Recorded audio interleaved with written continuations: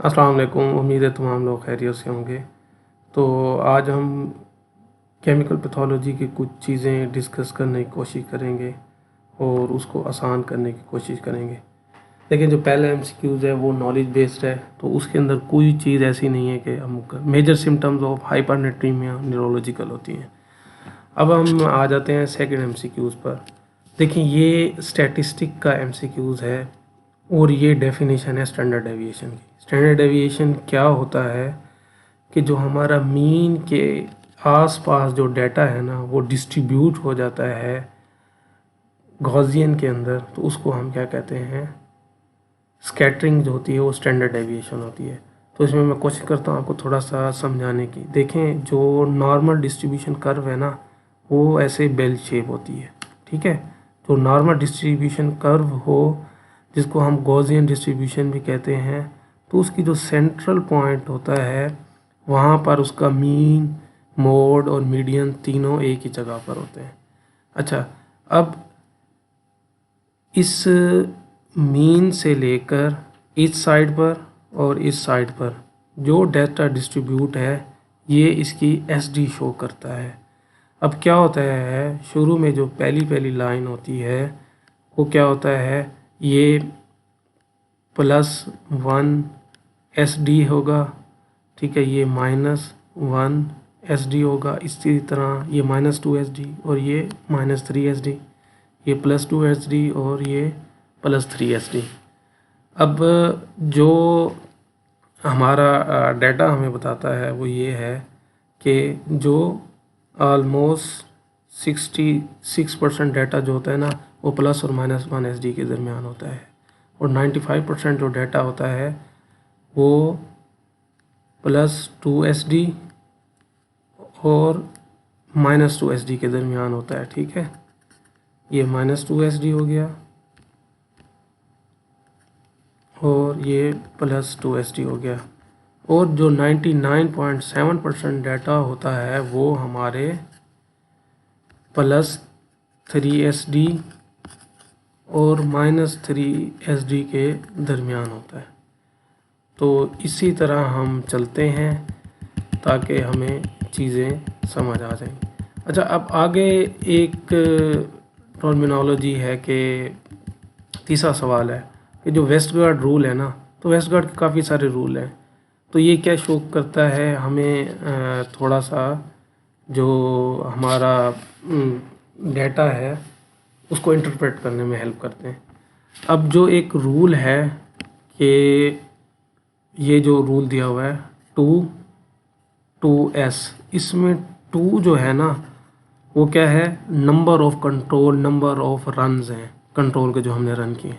ये 2s क्या show करता है, 2sd को शो करता है कि दो वैल्यूज़ जो हमने एक डाटा अरेंज किया उसमें देखें कि लेट्स सपोज ये हमारा मीन था, ठीक है। ये मीन है, ये +1 एस डी, ये -1 एस डी, ये -2 एस डी, ये -3 एस डी, ये ठीक है, -2 एस डी हो गया और ये -3 एस डी ऊपर वाली प्लस में हो गए। अब क्या होगा, आइदर दोनों साइड पे +2 एस डी वाली साइड पर भी +2 एस डी और नीचे -2 एस डी, दोनों साइड पर जब दो वैल्यूज़ आपकी 2 एस डी से या -2 एस डी से वापस चली जाएं तो वो क्या होता है, रिजेक्शन रूल है। इसका मतलब सिस्टम के अंदर सिस्टेमिक एरर है और उसको हमने ख़त्म करना है, ठीक है। अब चौथा आ गया सवाल कि आपका एक बैच ऑफ टेस्ट रिज़ल्ट उसका आउट ऑफ कंट्रोल है। पहला आप वही एक प्रोसीजर होता है आउट ऑफ कंट्रोल का, वो आप माइनस वालों के स्कोप से आउट है तो वो उसको हम फॉलो करते हैं। तो इसका यही जवाब होगा, follow the out of control procedure. अच्छा, इसके अंदर जो हीमोलाइज सैंपल है वो फॉल्सली इंक्रीज़ कर देगा तमाम के लेवल को एक्सेप्ट। देखें, हमेशा याद रखें कि वो चीज़ें जो सेल के अंदर ज़्यादा हैं, जब सेल बर्स्ट करेगा वो बाहर आएंगी तो वो रेज हो जाएंगी। देखें, हमें पता है सोडियम सेल के अंदर इतना ज़्यादा नहीं है, इट्स वेरी स्मॉल, उसकी क्वांटिटी कम है। लेकिन पोटाशियम, फॉस्फेट, मैग्नीशियम ऐसे हैं कि एक्स्ट्रा सेलुलर मैटर के अंदर ज़्यादा है, कम है, लेकिन सेल के अंदर ज़्यादा है। तो इसलिए जब हीमोलाइज होगा, जो चीज़ें अंदर ज़्यादा होंगी वो बाहर आएंगी तो वो ज़्यादा हो जाएगा। तो इसका जवाब क्या है? सोडियम है। और isolated elevation of unconjugated bilirubin, unconjugated bilirubin जब ज़्यादा कब होगा?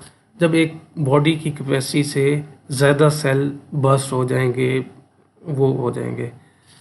तो इसके अंदर देखो, हीमोलिटिक डिसऑर्डर तो आपको कंसेप्ट क्लियर हो गया। बाकी जो दो डिसऑर्डर है ना, वो कौन से डिसऑर्डर हैं?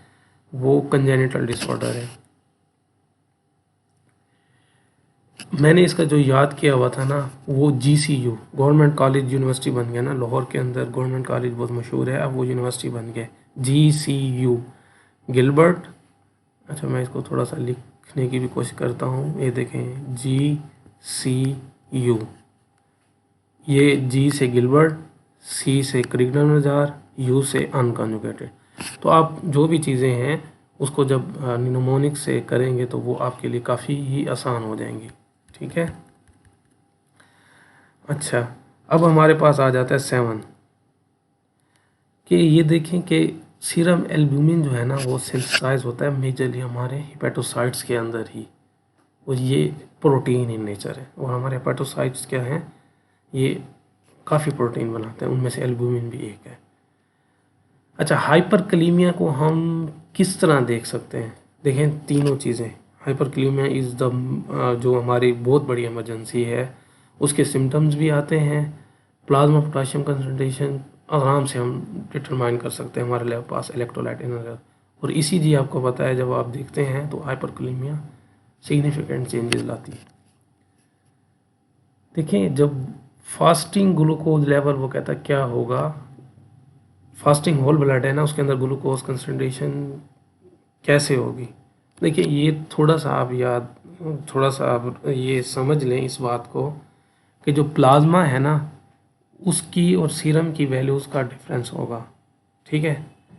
तो प्लाज्मा के अंदर हमेशा कंसंट्रेशन कम होगी as compare to the serum. अच्छा, उसकी रीज़न क्या है, आप थोड़ा सा उसको समझें। देखें, जो सीरम है ना, उसके अंदर सेल बिल्कुल सेपरेट हो जाते हैं, प्लाज्मा के अंदर इस तरह सेपरेट नहीं होते, तो वो कुछ चीज़ें कंज्यूम करते रहते हैं, इस वजह से कम होता है। और जो दूसरी बड़ी रीज़न होती है ना, दोनों में सेपरेट हो जाते हैं। दूसरी बड़ी रीज़न होती है कम, जो आपका वाटर कंटेंट दोनों में डिफरेंट है, उस वजह से डिफरेंस आता है। अच्छा, अगर हम 10वां देखें, GDM है, उसको ना गेस्टेशनल डायबिटीज़ है। 26वें हफ्ते के ऊपर उसका टेस्ट किया गया है 50 ग्राम ग्लूकोज से, तो वो क्या आया उसका 150। देखें, जो गेस्टेशनल डायबिटीज़ है उसके अंदर जो, इसको हम बोलते हैं ग्लूकोज चैलेंज टेस्ट, GCT 50 ग्राम वाला। तो इसका कट ऑफ है 140। 1 घंटे बाद अगर 140 से ऊपर वैल्यू आए तो इसका मतलब क्या है कि आप अपना डायग्नोसिस कंफर्म करने के लिए उसका आप एक्सटेंडेड OGDT करेंगे। देखें, इसका जवाब जो है ना, वो C बनेगा। सस्पिशन है डायबिटीज़ मेलाइटस की, इसलिए ओरल ग्लूकोज टॉलरेंस टेस्ट करेंगे, इसको हम बोलते हैं OGTT। ठीक है, तो ये इसका जवाब होगा। तो ये मैंने एज आ सैम्पल लिया है। अगर ये 10 अच्छे हैं, इसमें मुझे बताएं कि इसमें क्या गलती हैं, क्योंकि मैं IT में बिल्कुल ही बुरा हूँ। तो उसमें अलावा जिसको इसको अच्छा करना आता है तो वो मुझे थोड़ी सजेशन दें, ताकि फिर हम अगली वीडियोस बना सकें। थैंक यू, दुआ में याद रखिएगा।